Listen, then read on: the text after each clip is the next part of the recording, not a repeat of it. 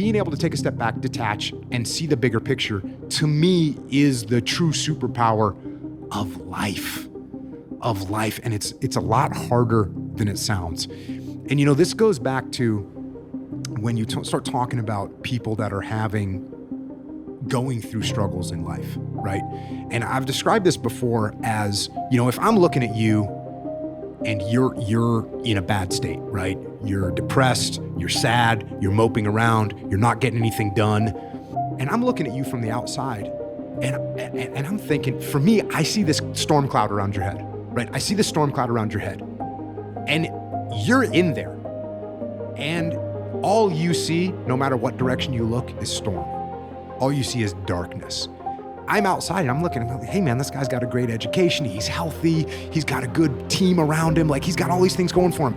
But you, in that state, you literally cannot see anything but the darkness of the storm. And that's what's so scary about when people enter that mode is I can look at it from the outside and be like, Andrew, you just got to move like 4 feet forward and you're going to be through this thing.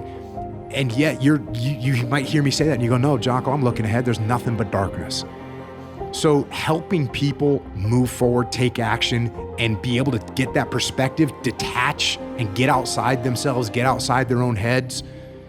Tim Ferriss said, get out of your head, get into your body. That's one way to do it. Take action, go do things. But it's very scary. And I'm sure you've had this experience where you're talking to someone that and they're bogged down in whatever problem it is, whatever stress they're under. And you're looking at them going, hey man, no, it's gonna be okay. Like, you can clearly see that whatever is bothering them and dragging them, now you can clearly see, a lot of times it's a relationship, right? The girl or the guy, they got dumped, and you go, hey man, that person was a disaster anyways. You're better off without him. And they cannot compute that. They are stuck there. Or maybe it's the school that they didn't get into or the job that they didn't get, and they get so wrapped up in that they can't get out of that storm.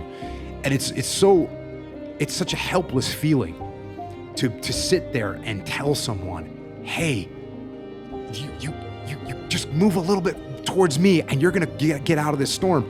And it's so much easier said than done. And that's why trying to engage with people and trying to give people that superpower of detachment where they can take a step back and say, you know what, you're right, man, that girl, she wasn't who I really thought she was. I should move on. Yes, but easier said than done. And that's one of the biggest challenges I think that we have as friends and in parents and teammates is helping people learn to detach, learn to see the bigger picture, learn to see that the problem that you have, that your whole world is actually not that big of a deal. When I've written a bunch of kids books, and one of the things that triggered me to write kids books is realizing that, one day my daughter came home. It's my oldest daughter, and she came home from school, and she's like, she says, I'm stupid. I said, what do you mean you're stupid? I'm stupid, I'm dumb. Why do you think that? No, whatever grade it is when you're supposed to know your times tables. I don't know my times tables. I said, well, how much have you studied? She kind of gave me the confused look. What do you mean studied? I said, have you studied yet? Have you made flashcards to learn them? And she didn't. She hadn't. She thought she should just know them. From, the teacher went over what they are, now she should know them, like some other kids in the class did. And so I'm sitting there going, oh yeah, cool. We'll just, we'll make some flashcards. And she made flashcards and she learned her times tables in 45 minutes and we were good. But what struck me was, to me, I was like, oh, no big deal. To her, it was her whole life. And then I got to see that with my other kids. Somebody said something to them in the recess yard. And I'm like, oh, screw that kid. They don't know don't worry about them. But when that's their whole world. And that, unfortunately, doesn't only apply to kids. It applies to adults as well. And they get this problem in their world that seems so insurmountable and so massive because that little ecosystem that they're stuck in is their world.